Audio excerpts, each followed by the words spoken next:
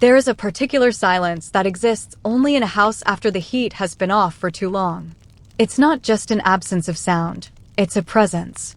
A cold, metallic stillness that seeps into the very bones of the building, into the floorboards, into the wallpaper.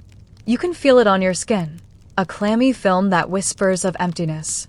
I've been an HVAC technician for 35 years. I know the sounds of a struggling furnace, the rattle of a dying compressor, the sigh of a well-tuned system kicking to life. But more than that, I've come to know the sounds of the houses themselves and the people who live in them. My own house, this modest bungalow on a quiet, maple-lined street in Ontario, had known that deep, winter silence before. After David passed, I let the cold in for a long time. It was easier than facing the emptiness, easier than trying to fill the space he left with nothing but my own breath. The phone ringing was a sharp, unwelcome intrusion into that familiar quiet. It was a Tuesday, I remember, because I always do my bookkeeping on Tuesdays. The caller ID flashed Eleanor, my sister. A flutter, a foolish, hopeful little bird, took wing in my chest. It had been months. Our last conversation, a stilted affair on my birthday, had ended with her saying she had to go, that her charity gala committee was waiting on a conference call. Helen. Her voice was the same. A carefully cultivated tone of effortless authority, the kind that comes from a lifetime of never having to fix your own leaky faucet. I trust you're well. I am, Eleanor. And you? How's Charles? The boys? I asked, the script as worn and comfortable as an old slipper. Busy, all of them. Michael is up for partner, you know. And Christopher just closed on a house in Rosedale. But that's not why I'm calling. She paused, and I could picture her in her pristine kitchen, all granite and stainless steel, a cup of tea cooling beside her untouched. We're hosting Thanksgiving this year. The whole family. I think it's time you came. The flutter in my chest turned into a lead weight. I think it's time you came.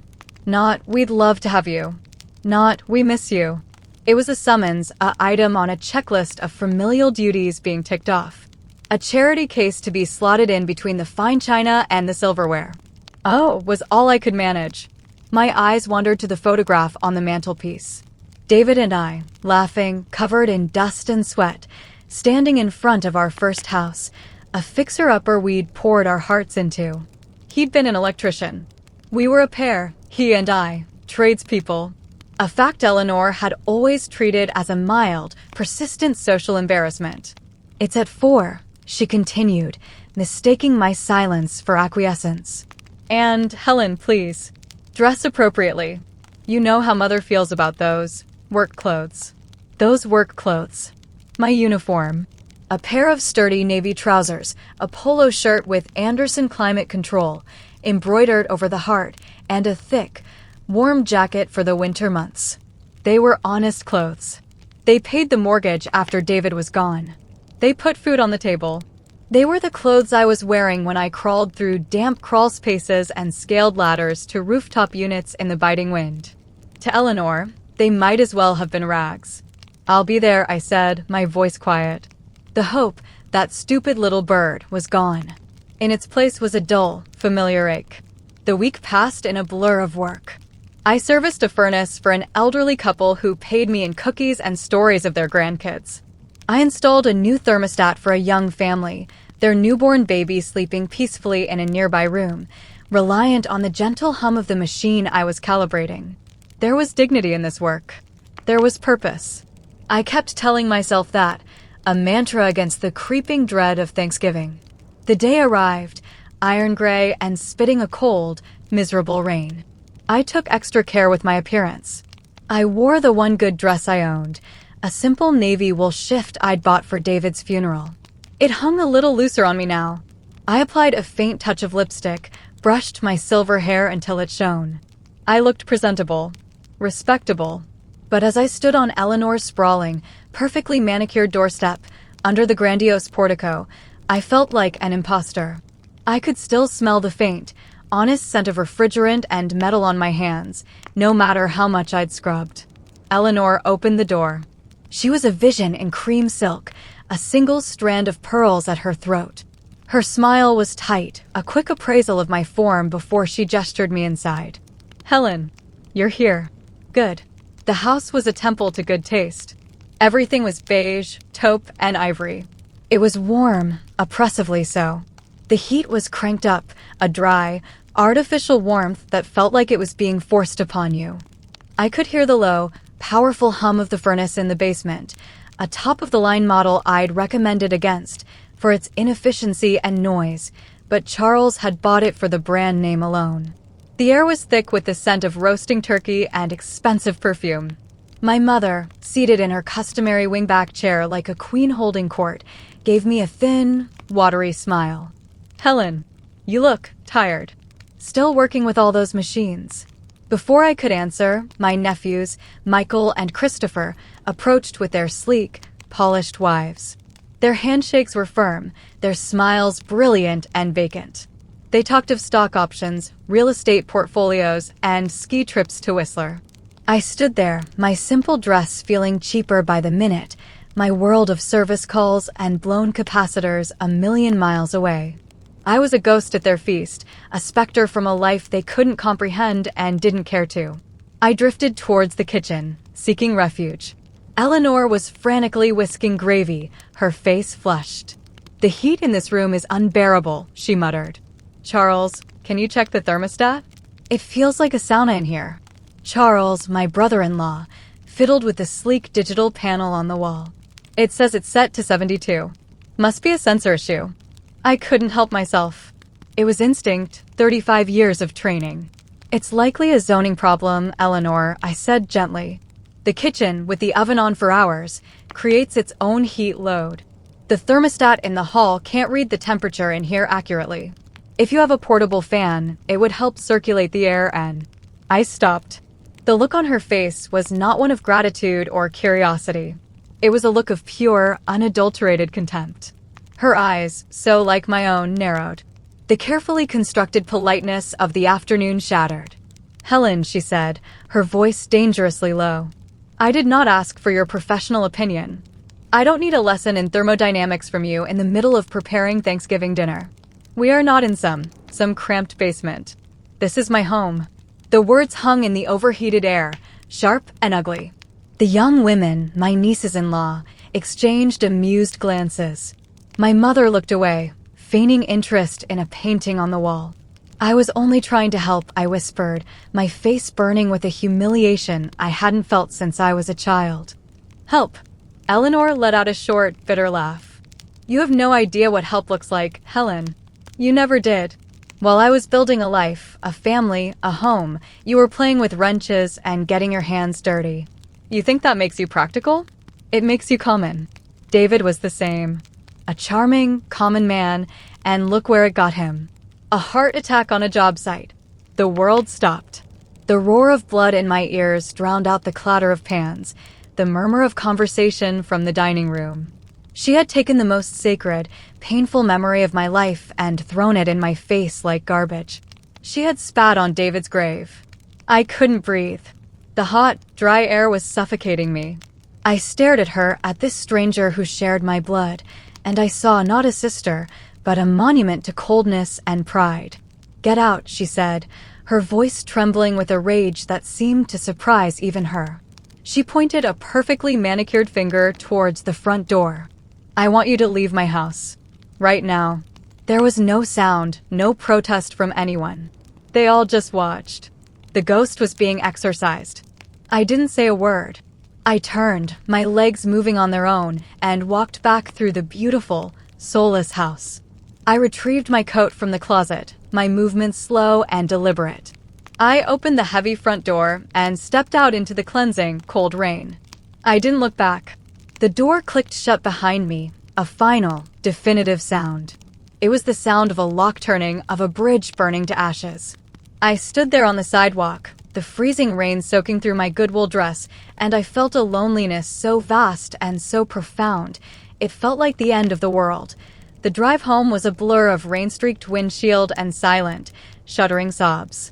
The heater in my old truck whined, pushing out a feeble, lukewarm breath that did little to combat the chill that had settled deep into my bones. It wasn't the cold of the Ontario night. It was the cold from inside Eleanor's house, the coldness in her eyes that had taken root in me. I kept replaying her words. Common. Look where it got him. Each repetition was a fresh punch to the gut, stealing the air from my lungs. When I finally pulled into my own dark driveway, the silence of the bungalow greeted me like a physical wall. I fumbled with the keys, my hands numb and clumsy, and stepped inside. The air was still and frigid. I had set the thermostat low to save money while I was out. My professional habit. Now, the chill felt like a judgment. I didn't turn the heat up. I deserved the cold. I shrugged off my wet coat, let my soaked dress fall to the floor in a heap, and pulled on an old, thick flannel shirt and a pair of David sweatpants that I'd never had the heart to give away. They smelled faintly, still, of him. Of sawdust and sunshine. I made a cup of tea but didn't drink it. I just sat at my small kitchen table, staring at the photograph of us on the wall. David's arm was around me, his smile crinkling the corners of his eyes. We were so young, so sure of ourselves. We had a partnership, a real one. We built things, fixed things. We believed in the solidity of a well-laid pipe, the honesty of a live wire, the comfort of a properly balanced furnace. We believed our work had meaning. Now, sitting in the crushing silence of my loneliness, I wondered if Eleanor had been right all along. Had our life been small? Common? Had David's hard, honest labor been nothing more than a prelude to a pointless, early death?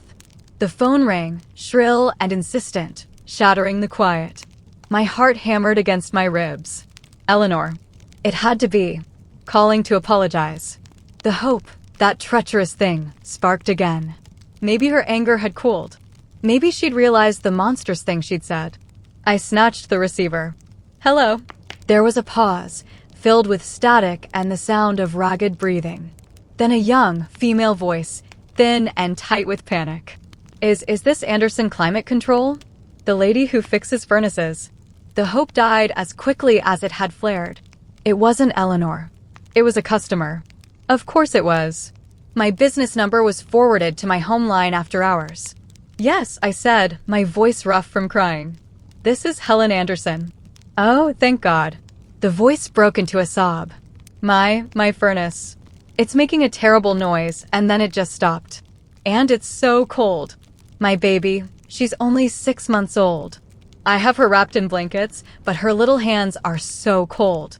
I don't know what to do. I called 3 other places. They said they can't come until tomorrow, but it's going to be below freezing tonight. She was crying in earnest now, great, heaving gulps of pure terror.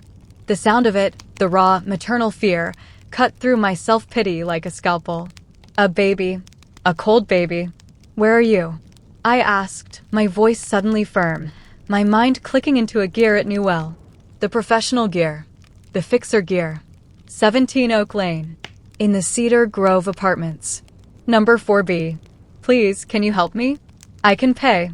I have some money. I'm on my way, I said without hesitation. 17 Oak Lane, 4B. I'll be there in 20 minutes. Keep your baby close to you, and if you have a stove, boil a pot of water. The steam will add a little humidity and take the edge off. Don't use the oven for heat, it's not safe. Thank you, she whispered, the relief in her voice so palpable it was a physical thing. Thank you so much. I hung up. The world had shifted. My own catastrophic evening, my shattered heart, my sister's cruel words, they were still there, a heavy weight in my chest, but they were no longer the only thing in the universe. There was a young woman on Oak Lane, and a cold baby, and a broken furnace. There was a problem I could actually solve. I changed back into my work clothes. The sturdy trousers, the thick jacket with my name on it. Common. The word echoed in my head as I pulled on the jacket. I looked at my reflection in the hall mirror. A woman in her late 60s, her face lined with life and grief, her eyes red-rimmed from tears, dressed in the uniform of a trade. Common. I straightened my shoulders.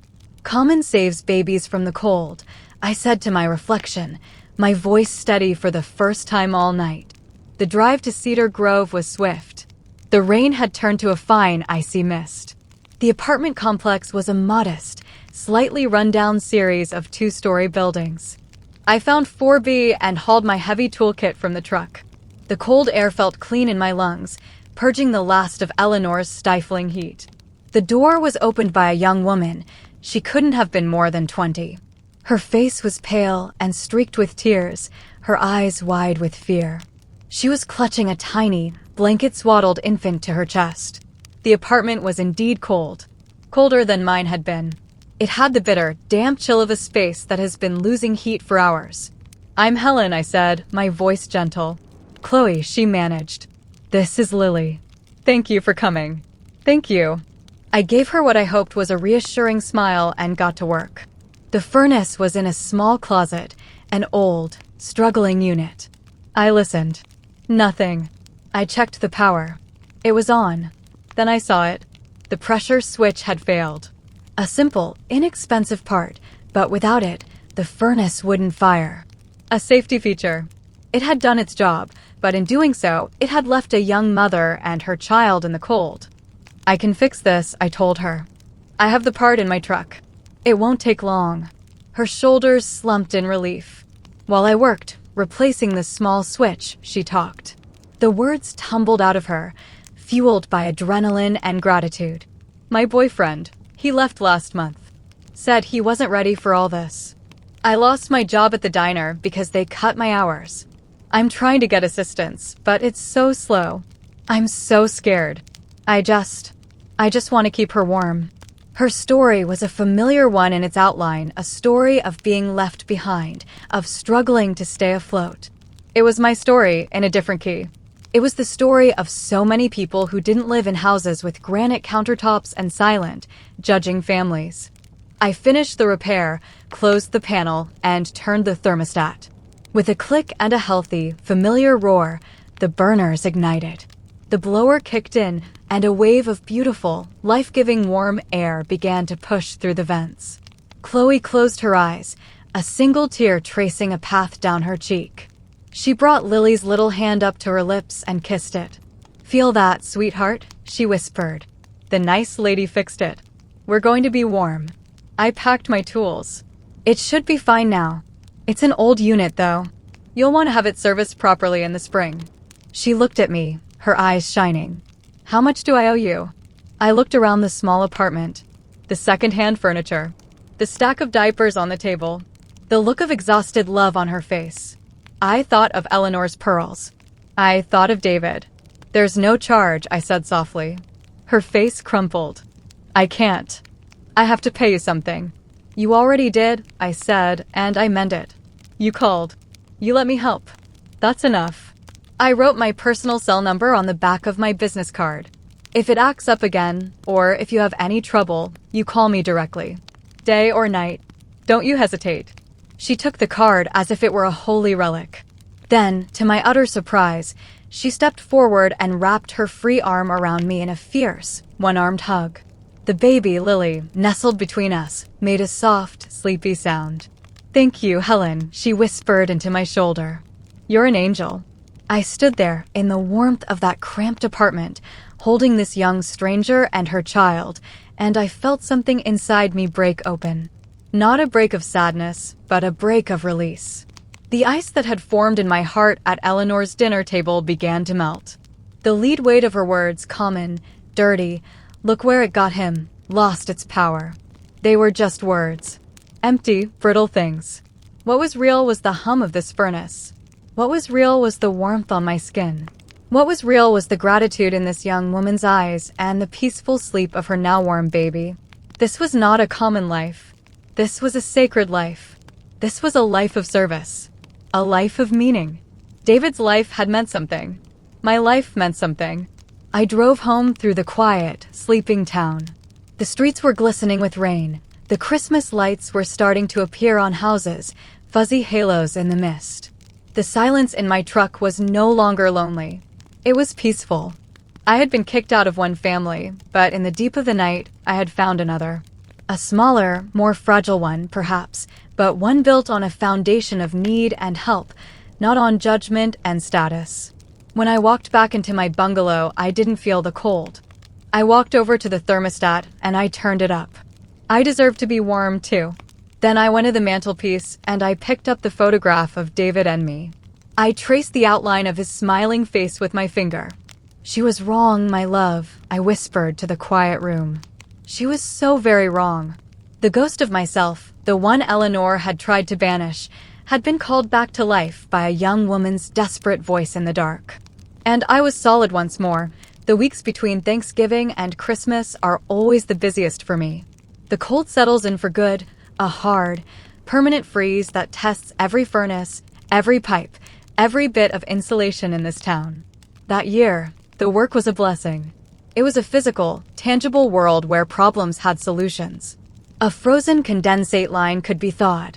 A faulty igniter could be replaced. There was a clear cause and a clear effect.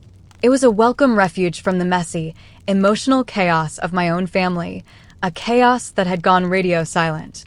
Eleanor didn't call. My mother didn't call. The bridge was ash, and the silence on the other side of the river was absolute. I thought of Chloe and Lily often. I'd driven by the apartment complex a couple of times, not in a creepy way, but just to see. To make sure there was no for rent sign in the window. There never was. I took it as a good sign. I kept the phone close, half hoping she would call again, just to talk, but she never did. I understood. Pride was a powerful thing. I had my own well of it to draw from. Then, 10 days before Christmas, the big storm hit. They'd been forecasting it for days, a historic nor'easter, they called it, promising heavy snow, high winds, and a deep, dangerous cold snap. The phone started ringing off the hook the morning it began. Everyone was panicking.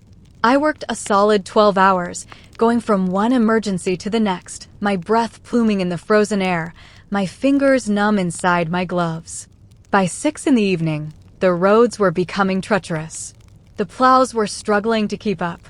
I was exhausted, running on coffee and a stubborn refusal to let my people down. My people. The elderly, the young families, the single mothers living in apartments with aging furnaces. They were my congregation, and this was my church. I was just packing my tools into the truck after getting an elderly man's heat back on when my personal cell phone rang. The screen showed a number I didn't recognize, but with a local area code. Helen Anderson, I answered, trying to keep the fatigue from my voice. Helen? It's Chloe. From Oak Lane. The voice was small, frightened. Just like the first time. My heart clenched. Chloe, is everything all right? Is Lily okay? She's okay. She's sleeping. But the power just went out. The whole building is dark. And the wind. It's so loud. It's shaking the windows. And it's getting so cold so fast. A power outage. The one thing I couldn't fix. A furnace, no matter how well maintained, needs electricity to run its blower and its controls.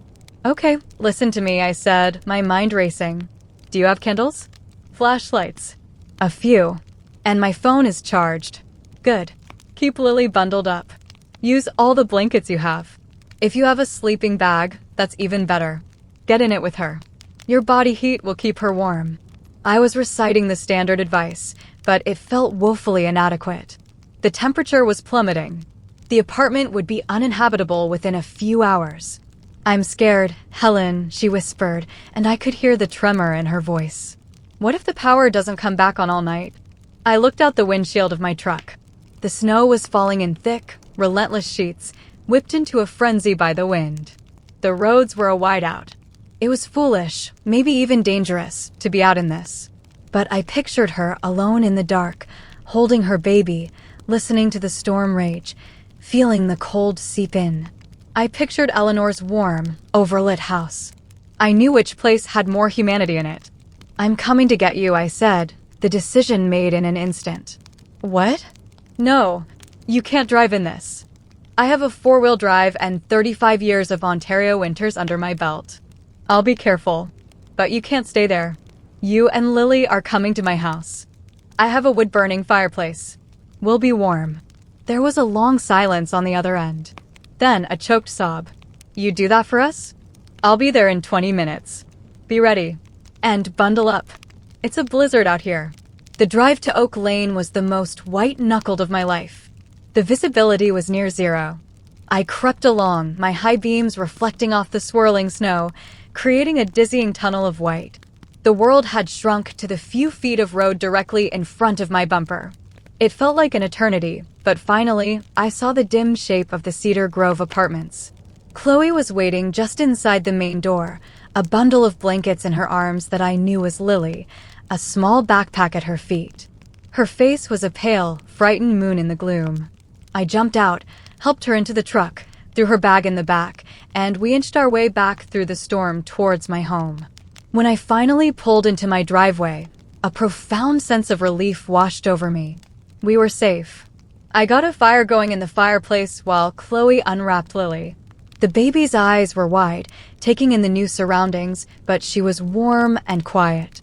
The electricity was still on at my house, for now, but the fire was a primal, reliable comfort. I made up the sofa bed in the living room, piling it with extra quilts. I heated up a can of soup and made toast. A simple, humble meal. A feast. We sat on the floor in front of the fire, eating our soup, watching the flames dance. The wind howled outside, a furious beast, but in here, we were in a cocoon of light and warmth. Lily fell asleep on a blanket between us, her little chest rising and falling peacefully. Chloe looked at me, her eyes reflecting the firelight. "You saved us," she said simply. "Nonsense," I said, stirring my soup. "I just provided an alternative location." "You know that's not true." She was quiet for a moment. "You never told me, on Thanksgiving. You sounded so sad on the phone. Did you have somewhere to be that night?" I looked into the fire. The memory of Eleanor's dismissal, the walk of shame in the rain, the crushing loneliness, it all came back. But the sharp edges were gone. It was just a story now. A sad story, but not the only story. So I told her. I told her about Eleanor, the beautiful, perfect sister who looked down on me. I told her about David, my common, wonderful electrician husband. I told her about being kicked out for the sin of being who I was. I told her about the cold that wasn't just in the air, but in the people. I hadn't spoken of it to anyone, and the words poured out of me, a confession and a release. Chloe listened, her face a canvas of empathy. When I finished, she shook her head. "She's a fool," she said, with the blunt, unassailable wisdom of youth. "My mom was like you. She was a janitor at my school. She cleaned up after everyone. I was so embarrassed by her when I was a kid. I wanted her to be a lawyer or something. But you know what? When I got sick, she was the one who stayed up all night. When my heart got broken, she was the one who held me. She knew how to fix things. Real things. Not just paper things. Real things. Not just paper things." I looked at this young woman, this child who had seen so much struggle already, and I saw a depth of understanding my own sister, with all her degrees and social graces, would never possess. "Your mother sounds like a remarkable woman," I said, my throat tight. "She was," Chloe said softly. "She's gone now. Cancer. 2 years ago." The pieces of her story clicked into place. The loneliness, the vulnerability. She was an orphan in the world, just like me, in a different way. "I'm so sorry, Chloe." She gave me a small, brave smile. "Me too." We sat in a comfortable silence, broken only by the crackle of the fire and the wind outside. The power flickered once, twice, and then went out, plunging us into the deep, orange glow of the firelight. It didn't matter. We had everything we needed. I got up and lit a few kerosene lamps I kept for emergencies. They're soft, warm light joining the fire's dance. The room felt ancient, sacred. A sanctuary against the storm. Chloe looked around the cozy, lamplit room, at the photographs of David and me, at my tools neatly stacked in a corner, at my humble, lived-in home. "This is a real home," she said, her voice full of wonder. "It feels loved in." Her words settled over me, a balm more healing than any apology from Eleanor could ever be. This modest bungalow, with its outdated kitchen and its well-worn furniture, was a real home. It was built on love and hard work. It was maintained with care. And tonight, it was fulfilling its most fundamental purpose, providing shelter from the storm. I looked at Chloe, who was gently stroking her daughter's back, and at little Lily, sleeping safely in the warmth. The ghost of Thanksgiving was finally, completely, laid to rest. I had been cast out from one table, but in return, I had been given a family. A small, unexpected, patched-together family, forged in cold and fear and warmed by a shared fire. It wasn't the family I was born into. It was the family I had chosen, and who had chosen me back. And as the blizzard raged on outside, I knew, with a certainty that filled my soul, that it was more than enough.